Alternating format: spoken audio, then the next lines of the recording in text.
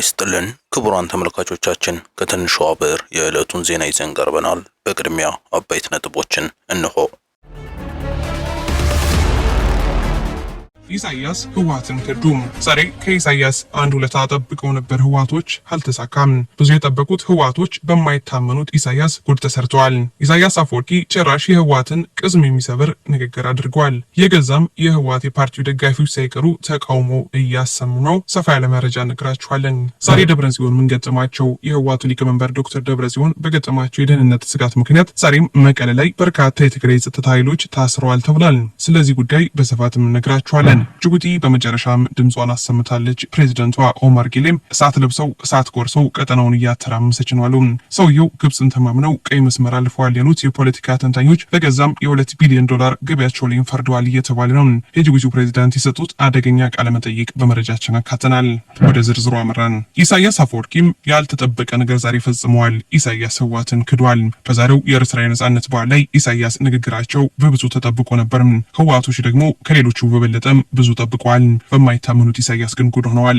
ኢሳያስ አፈወርቂም ጭራሽ የህወሓትን ቅስም የሚሰብር ንግግር ነው ያደረጉት። የኤርትራው ፕሬዝዳንት ዛሬ ባደረጉት ንግግር የኤርትራ ህዝብና መንግስት ከኢትዮጵያም በለውጡ ማግስት ላደረገው ድጋፍ የሚቆጩበትም ሆነ የሚጨነቁበት ነገር እንደሌለ ተናግረዋል። የብልጽግና መንግስት ያልተቆጠበ ድጋፍ ማድረጋቸውን ያነሱት ኢሳያስ ላደረግነው ነገር ምንም የሚጸጽተን ነገር የለም ብለዋል። በትግራይ ሰራዊታቸው ፈጽሞታል ስለተባለው ግፍ እንደማይገድላቸው አሳውቋል። በዚህ የተበሳጩም የህወሓት ደጋፊ አክቲቪስቶች ሳይቀሩም ኢሳያስ ይቅርታ እንኳን አልጠይቅም፣ ያደረሰውንም በደል አላምንም፣ ጽምዶ የሚባል ትብብር አያዋጣንም ብለዋል። የህወሓት ጽህፈት ቤት ባለስልጣናትና ደጋፊዎቻቸው ኢሳያስ በዛሬው የኤርትራ የነጻነት ቀን ንግግራቸው የትግራይና የኤርትራን የትብብር ሀሳብ ጥሪ ያውጃሉ ብለው ጠብቀውም ነበርም። ኢሳያስ ጭራሽ ትግራይን ሳያነሱም ብልጽግናን ብቻ ስም ጠርተው ንግግራቸውን ጨርሰዋል። የአረና ፓርቲ ፕሬዝደንቱ አምዶም ገብረስላሴም ይህ ውርደት ነው፣ ባርነት ነው ሲሉም የህወሓትን ከኤርትራ ጋር ለማበር የተጀመረውን እንቅስቃሴና ዛሬ ኢሳያስ ህወሓትን ከጤፍ ሳይቆጥሩም ንግግራቸውን መጨረሳቸውን ገልጸውታል። ከእንግዲህም ጽምዶ የሚባል ነገር የለም ይላሉ የአረና ፓርቲ ፕሬዝዳንቱም። በርካቶችን በትግራይ ይህንኑም እየተቀባበሉት ነው። ህወሓት ተዋረደ እያሉ።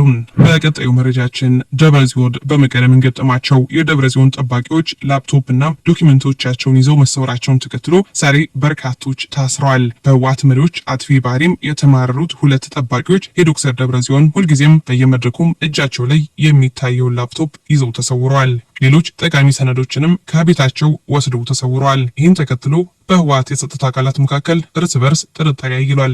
በርካታ የጥበቃ ሰራተኞች ጠባቂዎች ተይዘው ወደ ፖሊስ ጣቢያ መወሰዳቸውን ምንጮች ከመቀሌ ጠቁመውናል። በተለይ የሐውልቲ የህወሓት ቢሮ ጥበቃዎች በሙሉም ሳይያዙ እንዳልቀረን የተነገረው።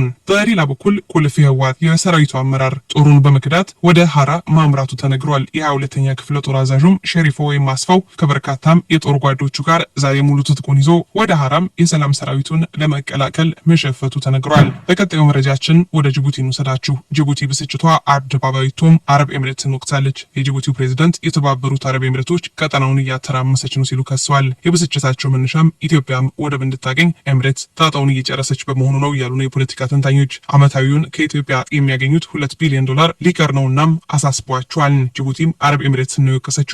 የጅቡቲው ፕሬዝዳንት በንግግራቸው ኤምሬቶች በአፍሪካ የምታደርገው ኢንቨስትመንት ወታደራዊ መስፋፋትን በውስጡ የያዘ ነው ብለዋል።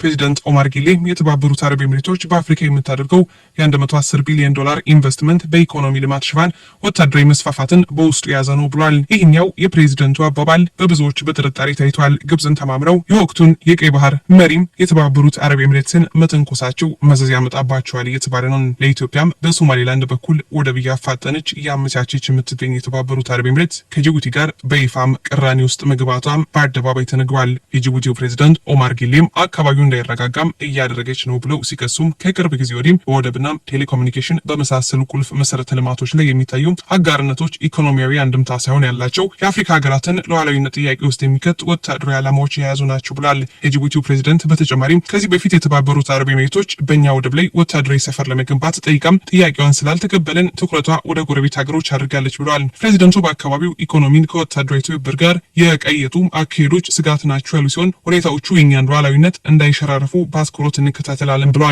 ጅቡቲ በአሁኑ ወቅት እንደ አሜሪካ፣ ቻይና፣ ፈረንሳይና ጃፓን ላሉ ሀገራት ወታደራዊ ሰፈሮችን በባህሯ ላይ መስጠቷ ይታወቃል። ክቡራን ተመልካቾች ለሰዓቱ ያዝናቸው መረጃዎች በዚያው አበቁ። በሌሎች መረጃዎች ዳግም እስከምንመለስ በያለንበት ቸር ያሰማን። ሰላም ለሀገራችን፣ ሰላም ለዓለማችን። ኢትዮጵያችን ለዘላለም ትኑር።